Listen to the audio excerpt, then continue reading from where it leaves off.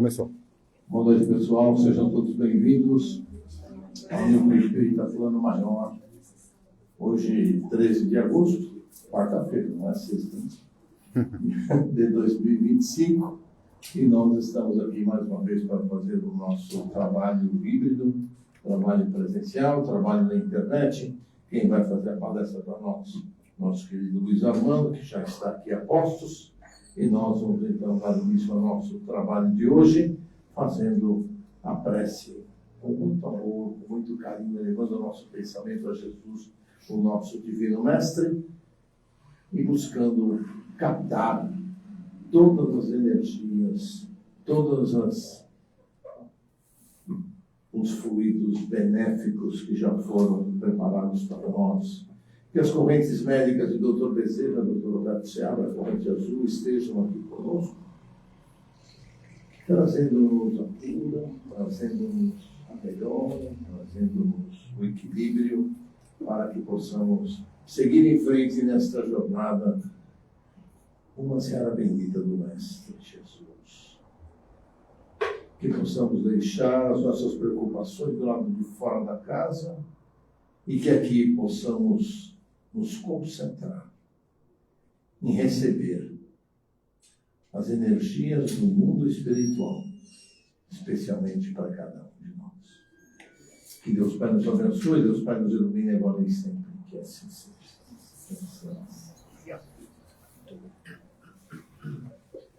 Boa noite. Então, a mensagem proposta para algumas considerações hoje destaca-se do livro Pão Nosso, é a mensagem 147, intitulada Não é Só. E observando o trechinho que o Emmanuel destaca lá do Evangelho de Jesus, né, e faz a sua apreciação também, e o Emmanuel vai justamente se ater a isso, a gente confirma que aquilo que o Espiritismo pregou, que a Terra, na realidade, é uma escola, é realmente verdadeiro. Né? Porque se nós considerarmos que o Paulo estava falando para o povo da sua época, passaram 20 séculos, os problemas continuam os mesmos, então é sinal que nós estamos aqui para aprender. O Espiritismo surge aí em meados do século XIX para nos apresentar uma versão talvez um pouco mais compreensível de muitos dos ensinamentos de Jesus e, na realidade, revelar-nos uma quantidade enorme de informações e certamente é o preâmbulo daquilo que aguarda aí a humanidade que prevalecerá aqui na Terra, porque uma grande parte já está sendo transferida, né, como está explicado no capítulo 18 do livro A Gênese, de Allan Kardec, o último dos livros. Então, na realidade, muitos dos que estão aqui na superfície em que nós nos encontramos aqui, oriundos das regiões do submundo espiritual, porque o Espiritismo, além de tudo, confirma aquilo que já os celtas sabiam muito tempo antes de Jesus, que o Dante Alighieri explicou lá no seu Divina Comédia, a comédia da Divina Comédia, que Emmanuel Swedenborg vai nos dizer lá no século XVIII, né? Falando que a Terra, na realidade, do ponto de vista invisível, ela é circundada por esferas diferenciadas que abrigam espíritos de acordo com a sua condição evolutiva e também as suas condições do ponto de vista assim, do resultado daquilo que fizeram enquanto passaram pela experiência, vamos dizer assim, da carne, né? Então, o Espiritismo, em determinado momento do livro Evangelho segundo o Espiritismo, que creio muitos aqui conhecem, afirma que isso daqui, na realidade, é uma prisão de onde nós não conseguimos sair, porque o Espiritismo também, lá no livro dos Espíritos, apregou a informação de que há muitas moradas na casa de nosso Pai, como Jesus havia dito, e essa profusão de pontos luminosos aí nas noites estreladas, onde quer que nós estejamos, se é possível ver o céu, na realidade são mundos como a Terra, em condições mais avançadas, em condições mais atrasadas, estruturas que também estão evoluindo dentro da programação elaborada por aqueles que estão nos bastidores da evolução, trabalhando aí pelo progresso de tudo, né, em nome de Deus. Deus é a referência sempre principal aqui mesmo, né? Então, aqui é uma prisão, como acabamos de afirmar, repetindo o Evangelho segundo o Espiritismo, Aqui é um hospital, que nós estamos tratando as nossas doenças da alma, como o Emmanuel fala, e aqui é um educandário, como o Emmanuel também fala, repetindo Kardec, o Emmanuel no livro Roteiro, no capítulo número 9, um grande educandário, título, onde ele faz uma revelação surpreendente, dizendo que a população espiritual que utiliza a Terra para progredir é alguma coisa em torno de 22 bilhões de seres, né? Parte dos quais presos aqui a essas formas perecíveis que estão em transformação permanente, constante, da qual nós nos libertaremos a qualquer momento. Antigamente só se morria velho, mas hoje não tem mais essas regras, né? Hoje nós observamos muitas crianças aí doentes, muitos jovens doentes, vitimados às vezes por imprudência, nos acidentes de moto, acidente de carro. E esses que vão em função de doenças, ou mesmo de alguns tipos de acidente, fazem parte justamente daquele grupo de espíritos que estão reabilitando-se perante os olhos de Deus, que não souberam respeitar em algum momento. Acho que em 1981 surge uma mensagem através de Chico Xavier, de um jovem Luiz Roberto Stuck, que era da cidade de São José do Rio Preto, e que estava retornando àquela cidade, saindo aqui de São Paulo, porque daí alguns dias ia começar o curso universitário que ele frequentava, e eles também estavam voltando para casa. Na altura de Araraquara, o capotamento do veículo que ele dirigia decretou a desencarnação dele, né? Aparentemente uma tragédia aos olhos do mundo, aos olhos dos pais, aos olhos de todos, mas os pais estavam ali em São José do Rio Preto, relativamente perto de Uberaba, em relação a São Paulo, e passaram-se alguns dias, foram até lá, não é? Chico Xavier, a essa altura, recebia um grande público que ia àquelas reuniões na ânsia de encontrar alguma justificativa para o desaparecimento de um ente querido, fosse de que forma fosse, num acidente vascular, fosse um acidente de carro, acidente de trânsito. E o Chico Xavier, durante mais de 30 anos, de maneira mais intensiva, desde 1971, quando ele se tornou uma figura mais pública, né? Porque até então ele era mais conhecido no meio espírita ou daqueles que ironizavam o seu trabalho, né? Quando em 1971 ele aparece no Pinga Fogo, em julho, e o sucesso foi tanto que repetiu-se a dose no mês de dezembro, com outros entrevistadores. Na primeira versão tinham colocado lá uns caras, de uma certa forma, ignorantes em relação à proposta espírita, e às vezes muito vinculados à escola religiosa de que eles faziam parte, como João de Catimburgo, que era um teólogo católico, né? E evidentemente, a essa altura, o catolicismo, de uma certa forma, fazia uma grande campanha contra o espiritismo, aliás, desde o início do século XX, né? Até que Getúlio Vargas, pressionado por algumas outras correntes, abriu aí a questão da pluralidade das escolas religiosas, né? E aí o que aconteceu foi que o nosso amigo Luiz Roberto Stuck volta na noite em que os pais foram até lá para contar da sua decepção também, né? Da sua frustração. Dá para imaginar um jovem de 18, 19 anos, cheio de projetos na cabeça, de repente tem a vida interrompida por um acidente inesperado, né? E aí ele vai dar informações a respeito disso, dizendo que era tão assim abalado com a perda do corpo, quanto os pais que aqui ficaram, particularmente mãe, né? Mãe é a que mais sofre. Mas 6 meses depois, em agosto, ele retorna.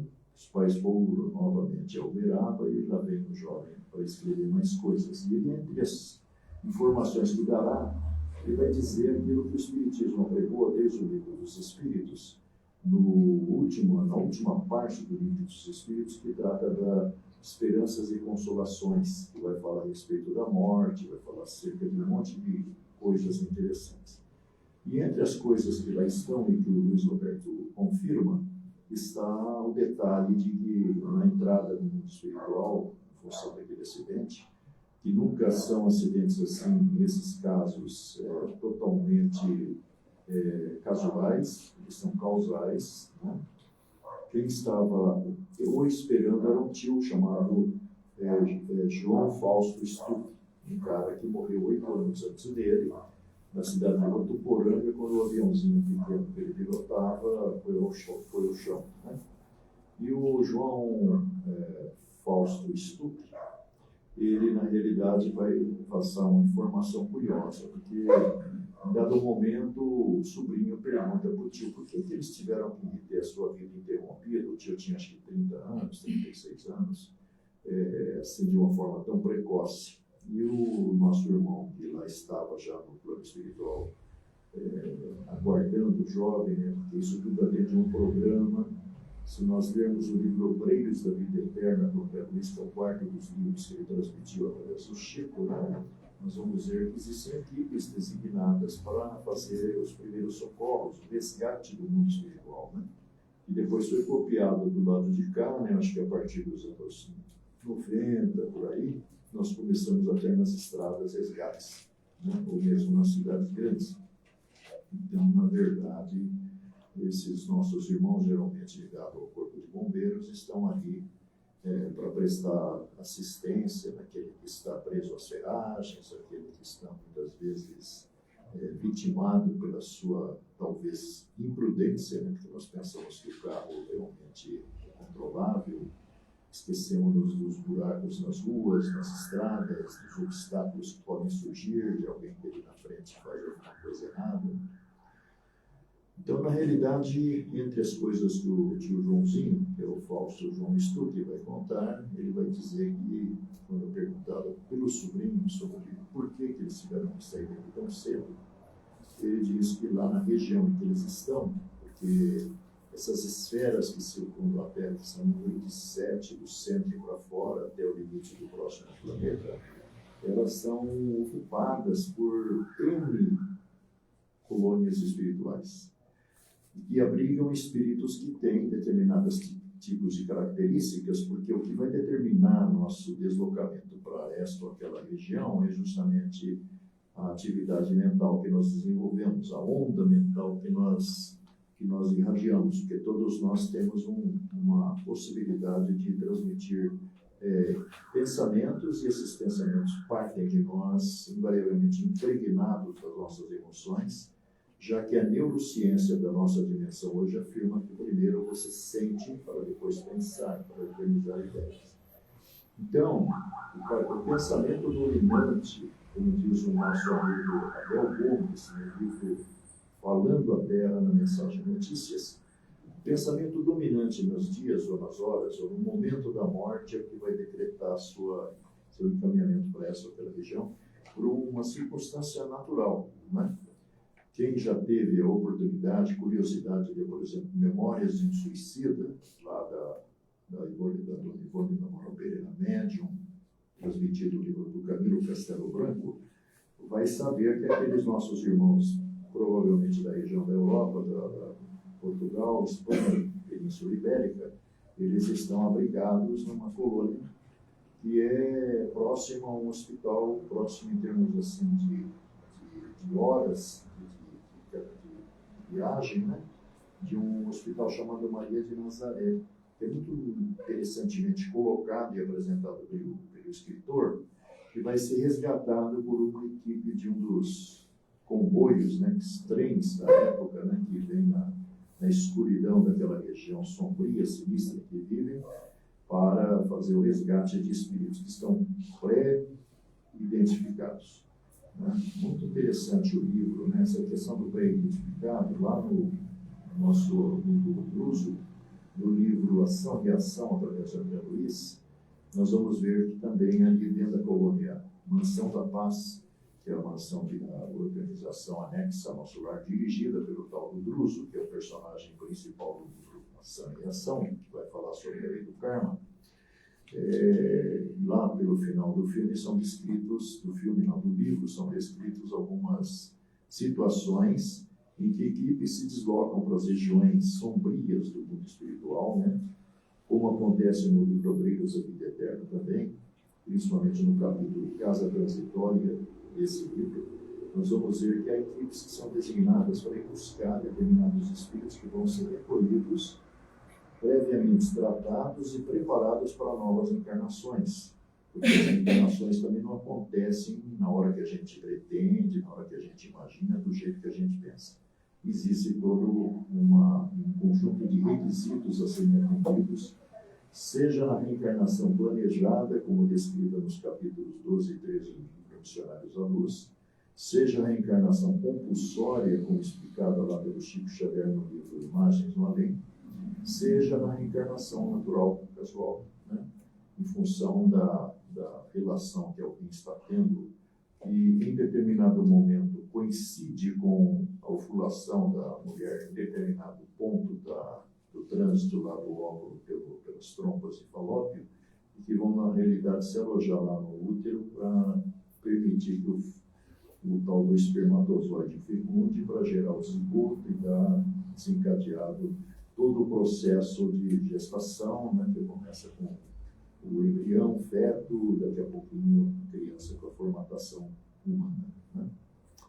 Então, na realidade, o tio Joãozinho vai falar para o nosso amigo Luiz Ricardo que naquela região que eles se encontram, milhões de seres em tomando conhecimento das transformações pelas quais a Terra passa, que é uma novidade que o Espiritismo trouxe para o nosso nível, lá em 1857, né, falando a respeito dessa transição planetária, que é talvez mais bem explicada no capítulo 18 do livro A Gênese. Então, nós estamos passando de um nível para outro, né? No livro Evangelho segundo o Espiritismo, no capítulo 3, nós temos ali a explicação do Espiritismo para muitas moradas na casa de nosso Pai. Tem uma afirmação que Jesus faz aos seus seguidores no capítulo 14, versículo 26 do Evangelho de João, né? Então, ali nós vamos entender que aquele contingente expressivo de espíritos que aqui estão trabalhando pela sua evolução, consciente ou inconscientemente, perfazem 3 grandes grupos, né? Como o Santo Agostinho explica para o nosso amigo Kardec, e o Kardec explica para nós, quando fala do mundo de expiação e provas, porque dentro da visão que o Espiritismo apresenta, os planetas têm uma classificação compatível com o nível de espíritos que abrigam esses planetas, né? Então, aqui nós temos um grupo mais expressivo de espíritos primitivos, espíritos ainda muito agressivos, muito violentos, muito insensíveis às ideias, provavelmente, de espiritualidade. Nós temos os espíritos semicivilizados, que, segundo o Santo Agostinho fala lá, o Kardec repete, são os espíritos que começam nos indígenas, e temos os espíritos estrangeiros, que é uma outra revelação que o Espiritismo nos apresenta, né? Porque o Kardec, lá na Gênese, ele vai tratar da questão da imigração e migração de espíritos, entre planetas, entre continentes, entre povos, entre países. Então, isso aí é uma rotina absolutamente normal, né?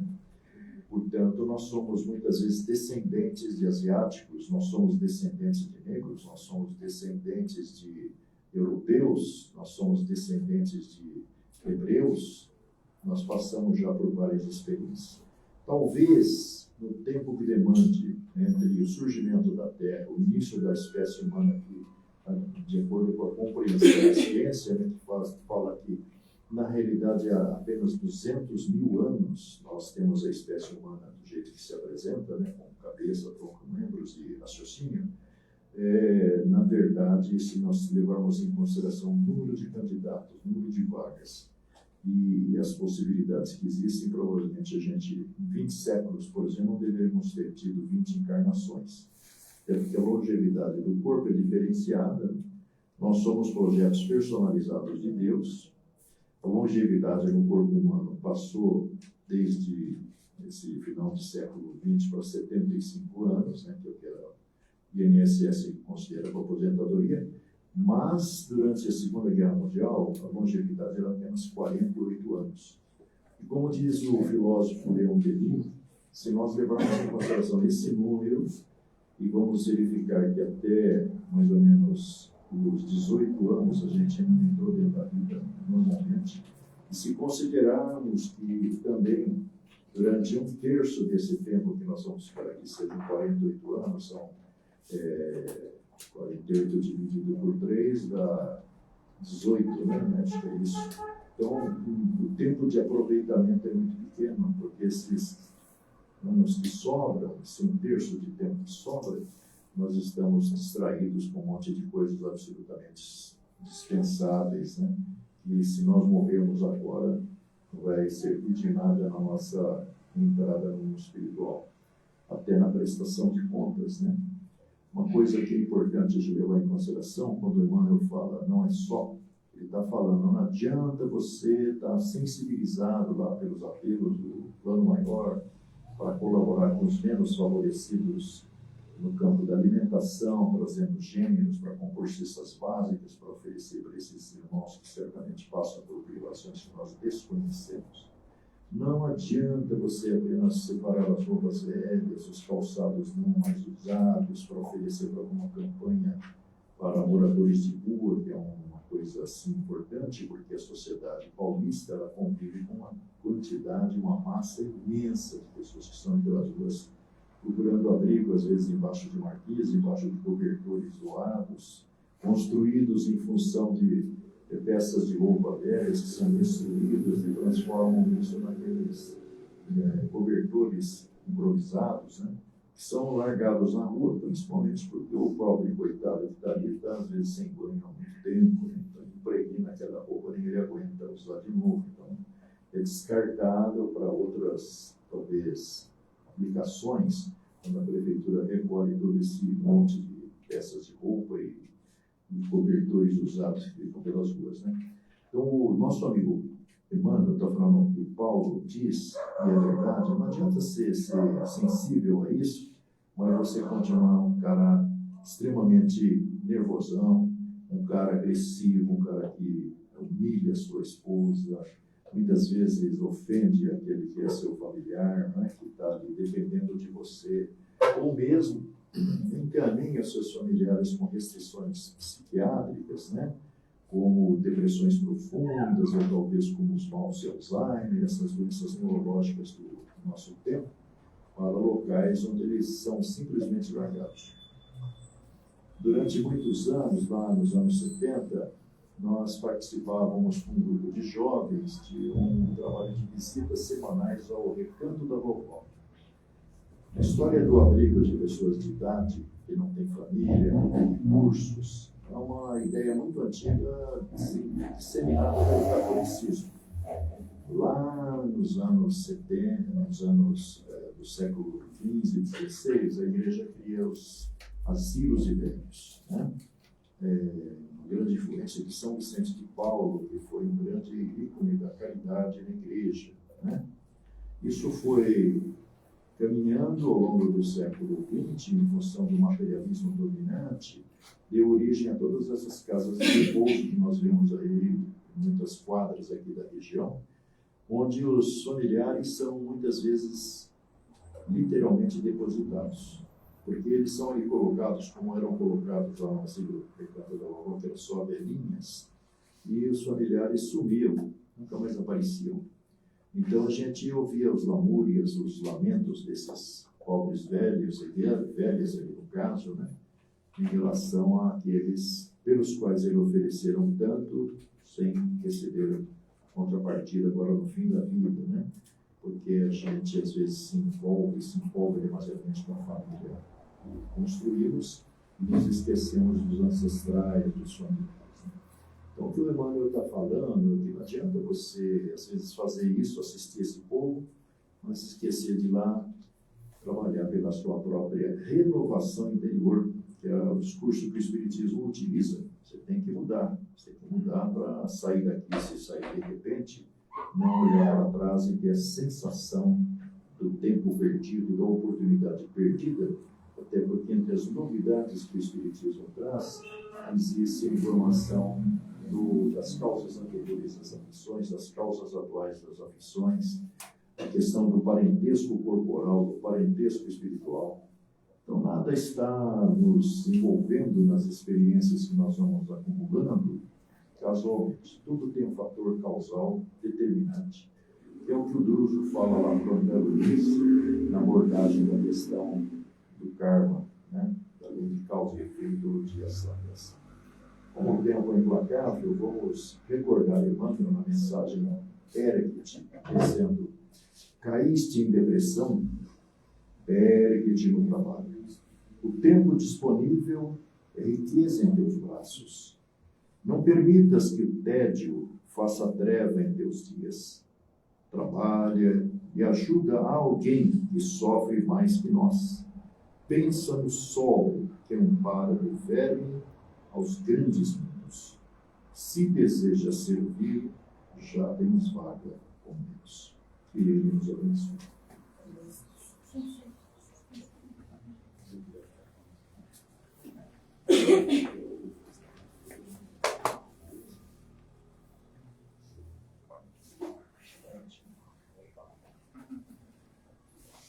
Boa noite.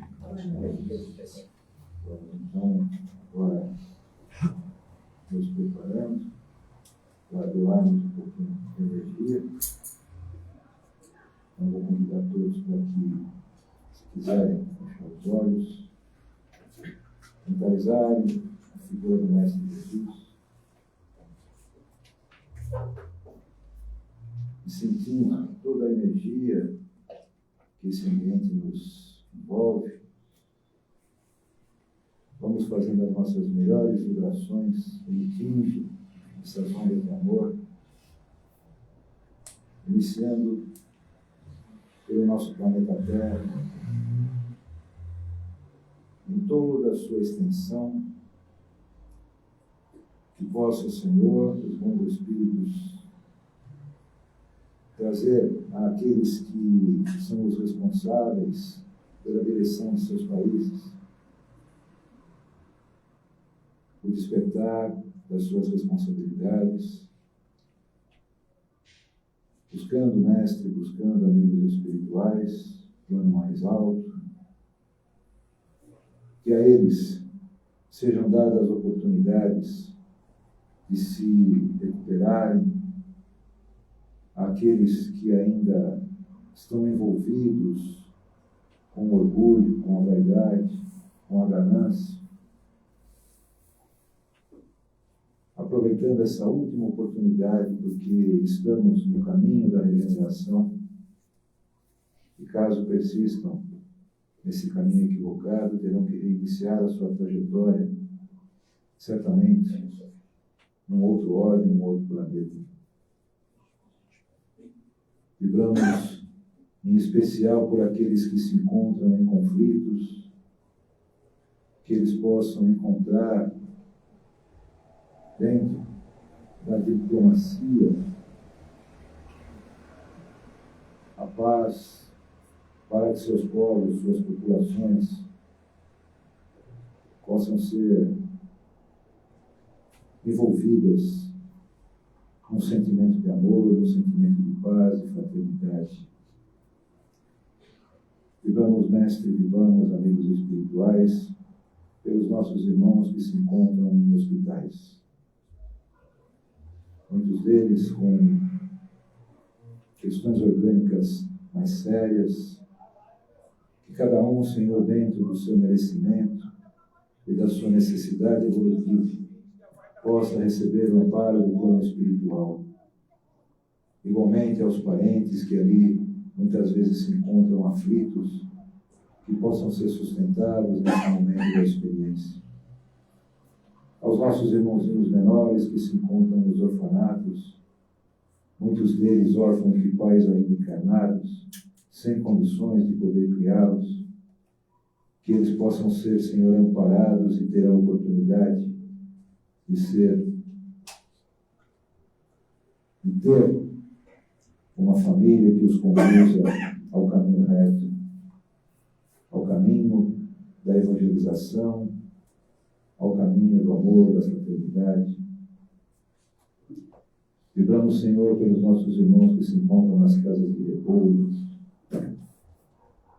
nos asilos, que ali naquele ambiente, Senhor, se forma uma energia familiar para que eles possam continuar na sua jornada, no tempo que lhes resta, de forma leve, feliz, num bom convívio.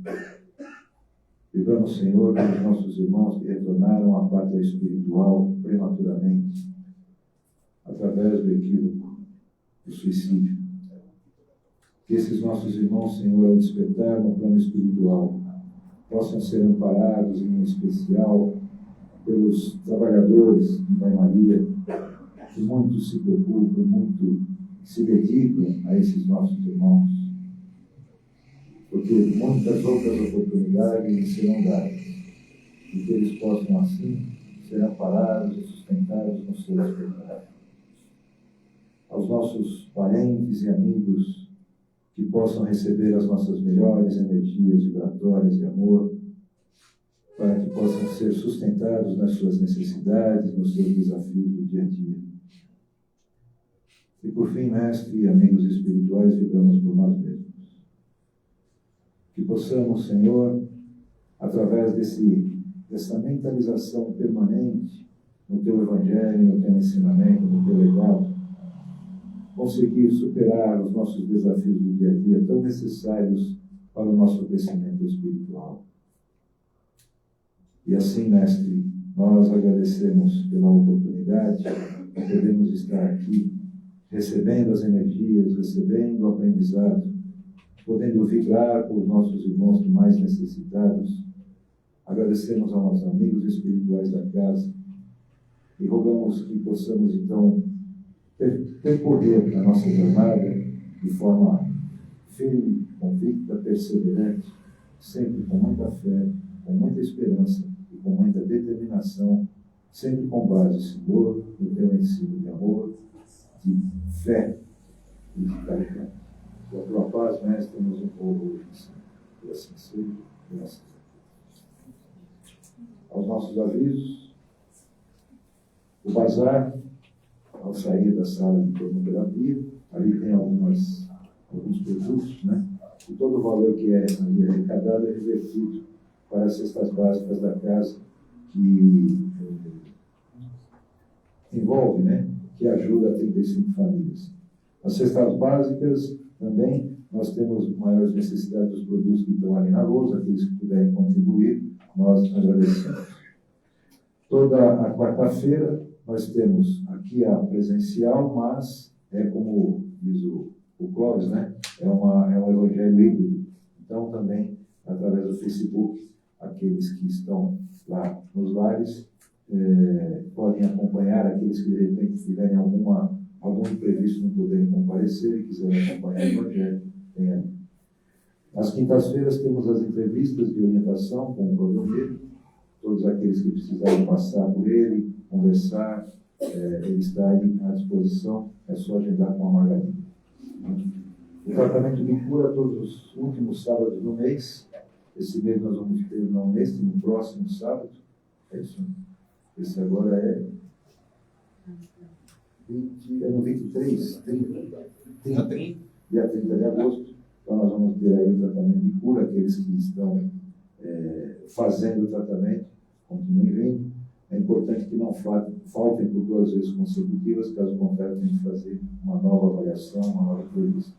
Bom, os cursos que nós temos é o curso básico, toda terça-feira com o professor Carlos. Ele é pré-requisito para quem quiser se aprofundar na doutrina, para depois fazer o curso de desenvolvimento mediúnico.